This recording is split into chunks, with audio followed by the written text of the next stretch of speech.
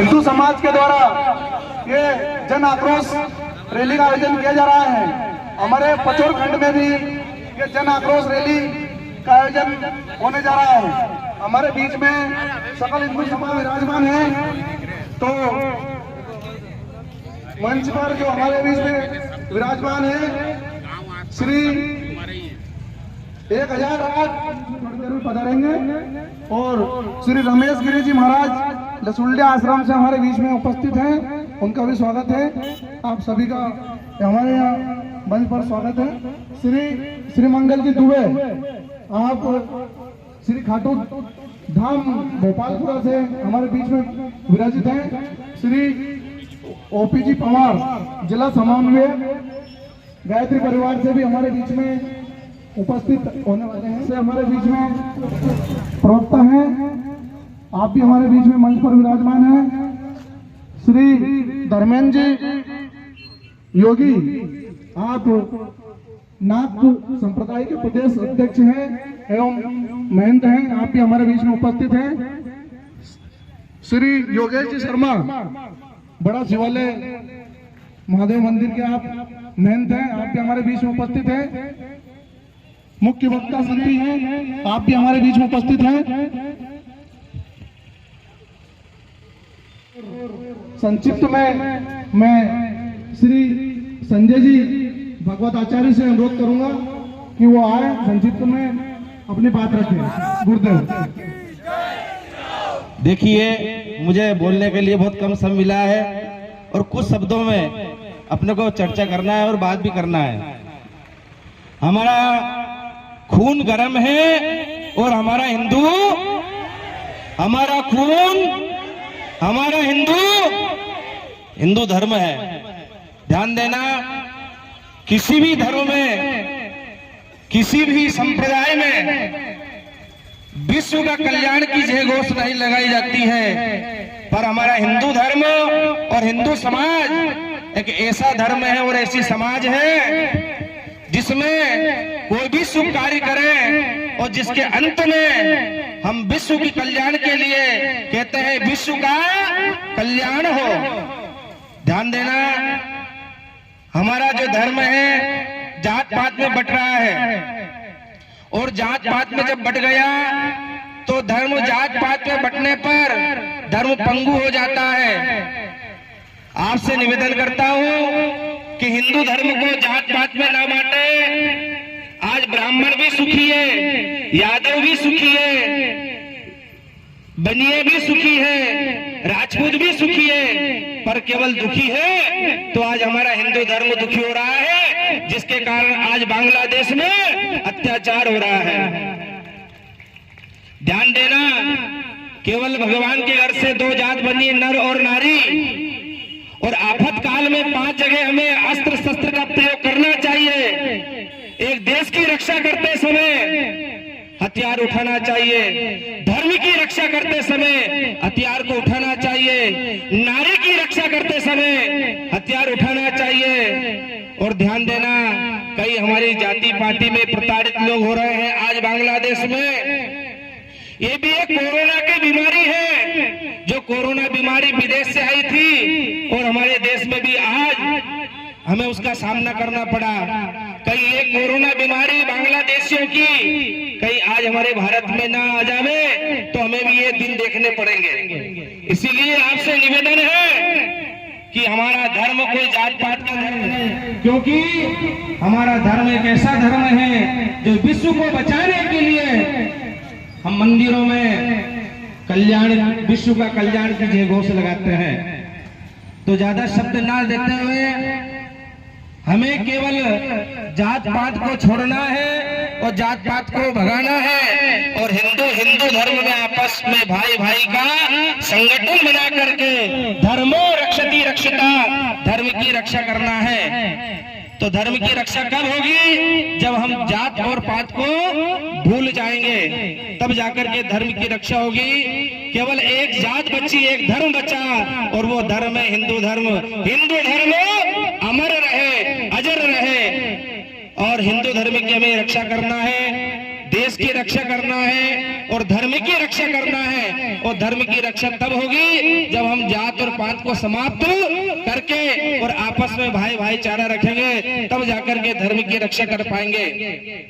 नहीं तो पता लगेगा कि जो बांग्लादेश में हो रहा है अत्याचार, अनाचार, पापाचार, दुराचार हमारे भाइयों के लिए, अगर हम भी हमारे धर्म का पंथ में बंटवारा कर देंगे तो हमें भी वो दिन देखने पड़ेंगे। ध्यान देना, केवल हमें धर्म की रक्षा करते हुए और देश की रक्षा करते हुए, केवल जात पात को भगा करके और एक हिंदू धर्म में एक समाज बना करके, एक संगठन बना करके, क्योंकि लिखा है शास्त्र में कलयुगे संगे शक्ति, कलयुग में संग है तो शक्ति है। इसीलिए संग बना करके और मजबूत करके हमें धर्म की और देश की रक्षा करना है। इसी के साथ मैं मेरी वाणी को विराम देता हूँ। और विश्व का गौ माता की जोश के साथ नारा लगाएंगे सभी हमारे साथ। जय जय श्री राम, जय जय श्री राम। भाइयों बहनों, बांग्लादेश में हिंदुओं के साथ जो उत्पीड़न, जो अन्याय, जो अत्याचार हो रहा है, उसका हम सभी हिंदू समाज उसकी निंदा करते हैं, उसकी भर्त्सना करते हैं। और गायत्री परिवार का भी नारा है कि हम बदलेंगे, युग बदलेगा, हम सुधरेंगे, युग सुधरेगा। तब हमें बदलना है, अब हम हिंदुओं को जागना है, हमें चेतना है। गायत्री परिवार भी समरसता का कार्य करता है और नारा है नर और नारी एक समान, जाति वंश सब एक समान। तो हमें इस समरसता को देखते हुए हमें जागना है, हमें चेतना है। बस इसी के साथ मैं अपने शब्द को विराम दूंगा। इसके पहले एक बात और कहना चाहूंगा कि गायत्री परिवार हिंदू की रक्षा के लिए हमेशा तैयार है। गायत्री परिवार के एक हाथ में माला है तो दूसरे हाथ में भाला है।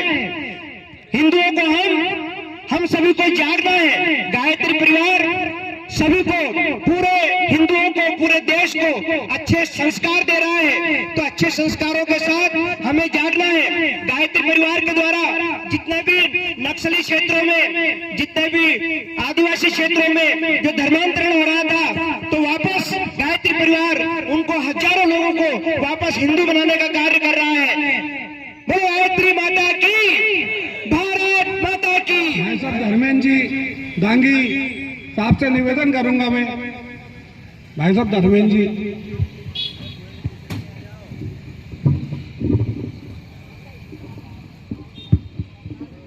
अब विद्यार्थी परिषद के विभाग संगठन मंत्री हैं। भारत माता की, भारत माता की। वंदे वंदे। मंच पर उपस्थित सभी पूजनीय संत एवं सामने उपस्थित पछोड़ नगर के नगरवासियों, अभी पूर्व के वक्ताओं द्वारा बताया गया है कि बांग्लादेश में जो हिंदू भाई बहनों के साथ जो अत्याचार हो रहे हैं, उसके संदर्भ में आज हम सभी लोग यहाँ एकत्रित हुए।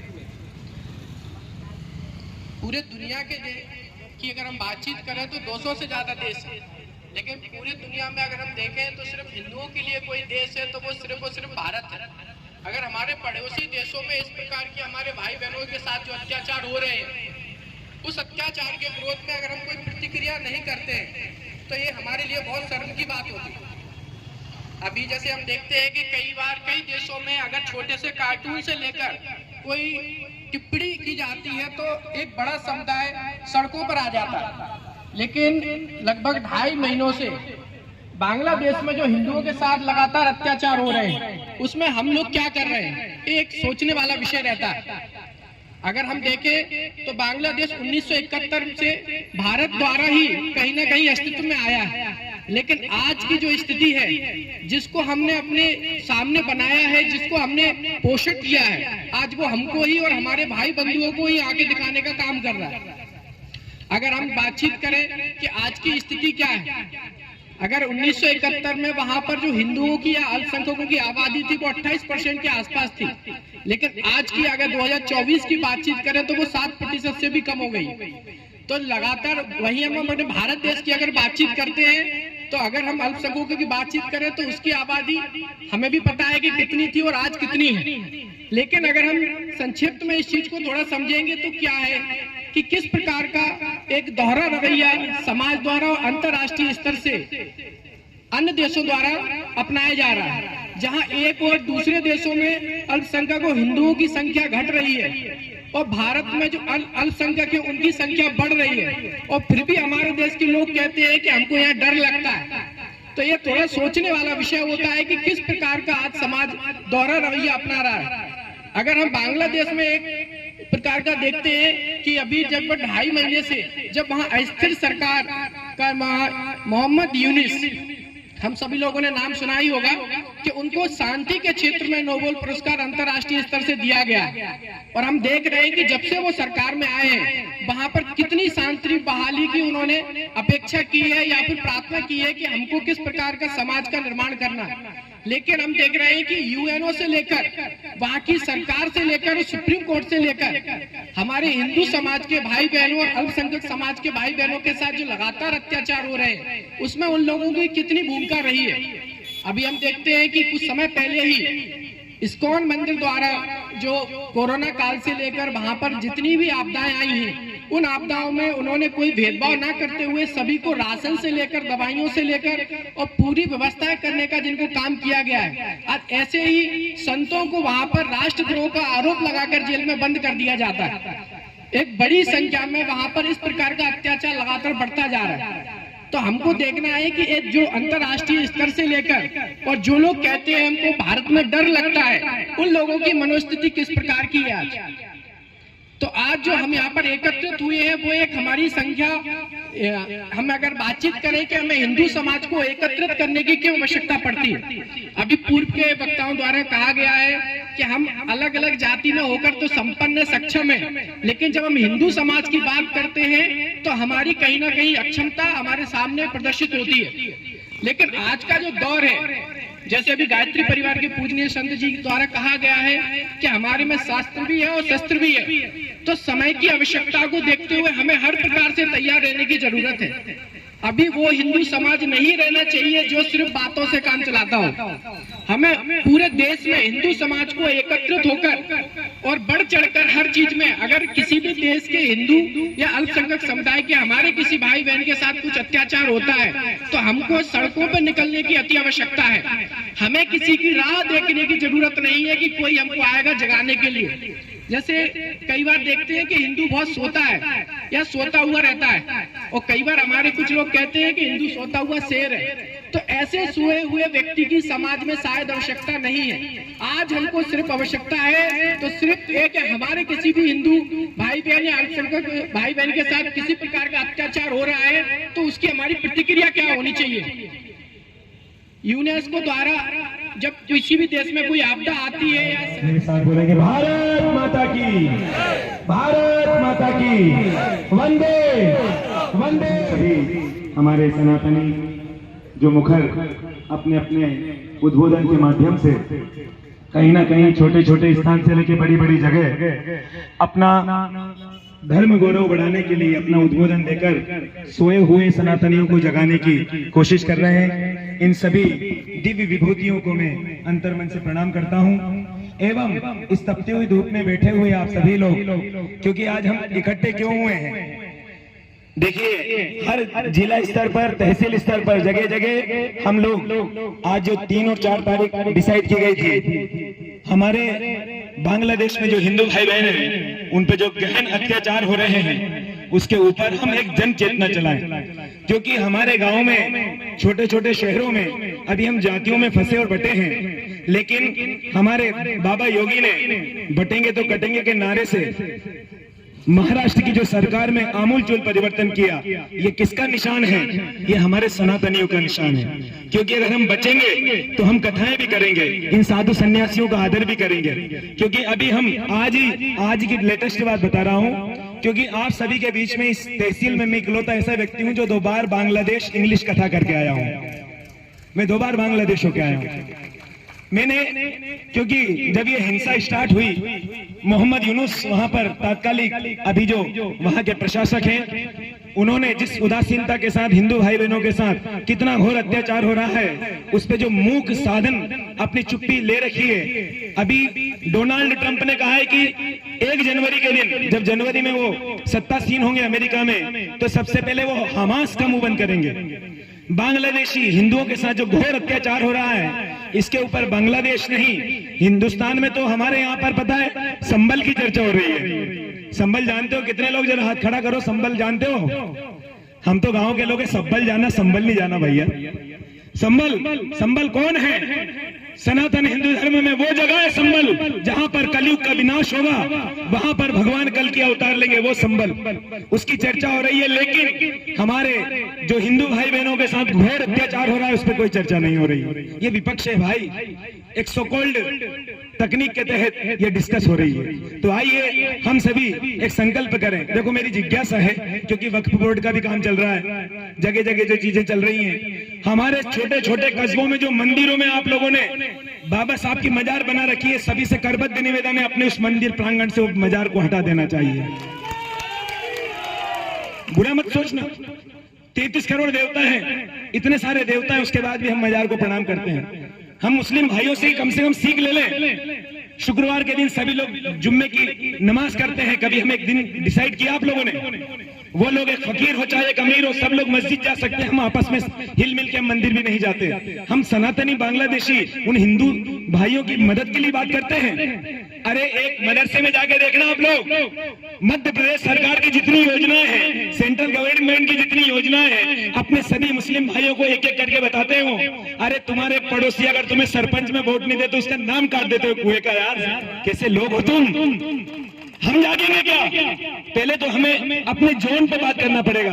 जोन हमारे तहसील में भी एक विवादित बात है, जो मैं आपको बता देना चाहता हूं, क्योंकि हमारे मालवा का जो मिनी कश्मीर है, नरसिंहगढ़, वहां पर महाकाल लोक की तर्ज पर छोटा महादेव लोक बनना चाहिए, क्योंकि सबसे ज्यादा अतिक्रमण कहीं हुआ है तो छोटे महादेव के मार्ग पे हुआ है, जानते सभी। दूसरा, जो 6 शास्त्र हैं, उसमें मूल्यवान शास्त्र है जिसका नाम है योग शास्त्र। उसके जनक कौन है? ऋषि पतंजलि। पतंजलि की जन्मस्थली क्या है? कोटरा श्यामजी विहार। वहां पर भी क्या है? एक योगेश्वर हिंदू मंदिर पर एक मजार बनी हुई है। कभी उस पर भी आप आंदोलन कर लीजिए, क्योंकि जब तक हमारा घर सुरक्षित नहीं होगा, क्या प्रदेश सुरक्षित होगा? नहीं होगा ना। एक बार जोरदार बोलेंगे भारत माता की। आइए सभी लोग मेरे साथ संकल्प करें, और संकल्प के साथ ऐसा नहीं कि ये चीज यही खत्म हो जाए, आपको जागना पड़ेगा। सभी खड़े हो जाइए, सभी अपने स्थान पर खड़े हो जाए, अपना सीधा हाथ आगे कर ले, सीधा हाथ, मुट्ठी बांधना है। क्यों बांधना है? एक बात कहना चाहूंगा, ये तो बतलाओ कौन यहाँ जिसको प्राणों से प्यार नहीं है। ये तो बतलाओ कौन यहाँ जिसको प्राणों से प्यार नहीं है। मगर जगत में जुड़ा शुरू से मित्र कहाँ संघार नहीं है। मृत्यु क्या है? वस्त्र बदलना, कुछ पल का विश्राम साथियों। जीवन एक अखंड परम है, साधारण त्योहार नहीं है। जीना सबसे बड़ी कला है, लेकिन यह एक अटल सत्य है कि मरने से डरने वाले को जीने का अधिकार नहीं है। आइए सभी लोग मेरे साथ बोलेंगे,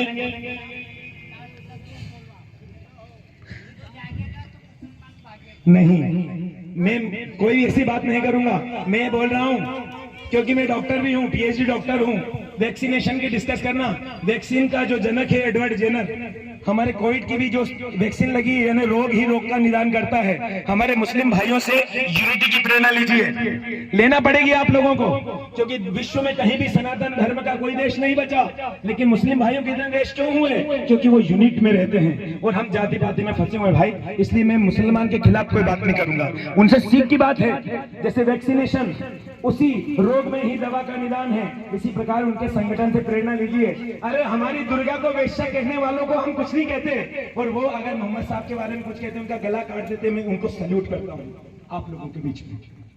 आइए मेरे साथ बोलना, मैं अपना नाम बोलेंगे मन में। बांग्लादेश में हिंदू अल्पसंख्यकों पर हो रहे अत्याचारों के प्रति गहरी संवेदना प्रकट करता हूं और उनके समर्थन में सदैव खड़ा रहने का संकल्प करता हूं। मैं संकल्प करता हूं कि बांग्लादेश के पीड़ित हिंदू समुदाय के सम्मान, सुरक्षा और धार्मिक स्वतंत्रता के लिए हर संभव प्रयास करूंगा। अन्याय के खिलाफ अपनी आवाज उठाने और समाज में जागरूकता फैलाने हेतु सक्रिय भागीदारी निभाऊंगा। मैं भाषा, क्षेत्र और जाति के नाम पर नहीं बंटने का संकल्प करते हुए सकल हिंदू समाज के कल्याण व एकता के लिए कार्य करने की भी प्रतिज्ञा करता हूं। बोल भारत माता की, बोल भारत माता की, बोल भारत माता की। पर ये जो ज्ञापन आपको दिया जा रहा है प्रति श्रीमती द्रौपदी मुर्मू, माननीय राष्ट्रपति महोदया, राष्ट्रपति भवन नई दिल्ली, विषय बांग्लादेश में हिंदुओं पर हो रहे इस्लामिक अत्याचार एवं उत्पीड़न के खिलाफ आवश्यक कार्यवाही हेतु निवेदन। माननीय महोदया, हम भारत के नागरिक आपका ध्यान बांग्लादेश में हिंदू समुदाय पर हो रहे अत्याचारों और उनके मानवाधिकारों के हनन की ओर आकर्षित करना चाहते हैं। हाल ही में घटित कुछ अत्यंत गंभीर घटनाएं निम्नलिखित है, जिनमें यह स्पष्ट होता है कि वहां हिंदू अल्पसंख्यकों की स्थिति अत्यंत चिंताजनक हो गई है। वर्तमान में हुई प्रमुख घटनाएं: नवंबर 2024 बांग्लादेश के रंगपुर जिले में काली मंदिर पर हमला कर मंदिर और मूर्तियों को तोड़ा गया, मंदिर में आग लगा दी गई। अक्टूबर 2024 चिटगांव में एक हिंदू लड़की का जबरन अपहरण कर धर्म परिवर्तन करवाया गया और बाद में उसकी हत्या कर दी गई। सितंबर 2024 कुमिला जिले में दुर्गा पूजा पंडाल पर हमला कर भक्तों को घायल किया गया और मूर्तियों को खंडित कर दिया गया। अगस्त 2024 बांग्लादेश के नरेशगंज में हिंदू व्यवसायियों की दुकानों को आग लगाकर जला दिया गया, उनके परिवार को जान से मारने की धमकी दी गई। जुलाई 2024 सिलेट में एक हिंदू मंदिर के पुजारी की सार्वजनिक रूप से हत्या कर दी गई, जिससे स्थानीय हिंदू समुदाय में भय का माहौल पैदा हो गया। जून 2024 गाजीपुर में हिंदू परिवारों को उनके घरों से बेदखल कर उनकी संपत्ति पर अवैध कब्जा किया गया। मई 2024 22 साल में एक हिंदू महिला पर सामूहिक बलात्कार किया गया और घटना की रिपोर्ट दर्ज करने पर पुलिस ने कोई कार्रवाई नहीं की। अप्रैल 2024 फेनी जिले में हिंदू समुदाय के एक गांव पर हमला कर 50 से अधिक घरों को जलाकर राख कर दिया गया। मार्च 2024 राजशाही में होली के दिन हिंदुओं पर हमला कर कई लोगों को गंभीर रूप से घायल कर दिया गया और उनकी संपत्तियों को लूट लिया गया। फरवरी 2024 ढाका के उपनगरीय क्षेत्र में एक प्रमुख हिंदू मंदिर पर हमला कर धार्मिक ग्रंथों को नष्ट कर दिया गया और पुजारियों को मार पीट कर भगा दिया गया। इसलिए यह ज्ञापन देते हुए हम मांग करते हैं, भारत सरकार बांग्लादेश सरकार के समक्ष इन घटनाओं पर कड़ी आपत्ति जताएं और हिंदू समुदाय की सुरक्षा के लिए राष्ट्रीय एवं अंतर्राष्ट्रीय कूटनीतिक दबाव बनाएं। संयुक्त राष्ट्र संघ और अन्य अंतर्राष्ट्रीय मानवाधिकार संगठनों को इन घटनाओं की जांच के लिए हस्तक्षेप करना चाहिए।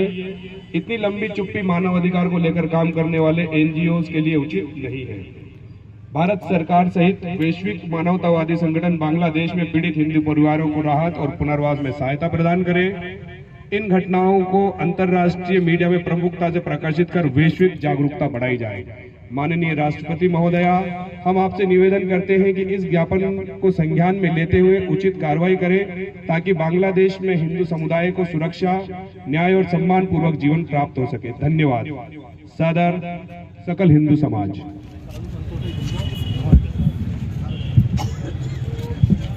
बोलिए भारत माता की जय जय श्री राम। कम समय में सूचना के बाद भी आप सब लोगों की उपस्थिति के लिए आपके चरणों में प्रणाम करता हूं, संतों के चरणों में प्रणाम करता हूं। आप सबने उपस्थित हुए, अपनी आवाज, हमारी आवाज को बुलंद किया। मैं पूरे हिंदू समाज की ओर से आप सबका हृदय की गहराइयों से आभार व्यक्त करता हूं। इसी तरह हम मिलकर जब जब जैसी आवश्यकता रहेगी एक दूसरे के साथ खड़े रहेंगे। बोलिए भगवान राम की जय जय श्री राम, जय जय श्री राम। भारत माता की, भारत माता की, भारत माता की।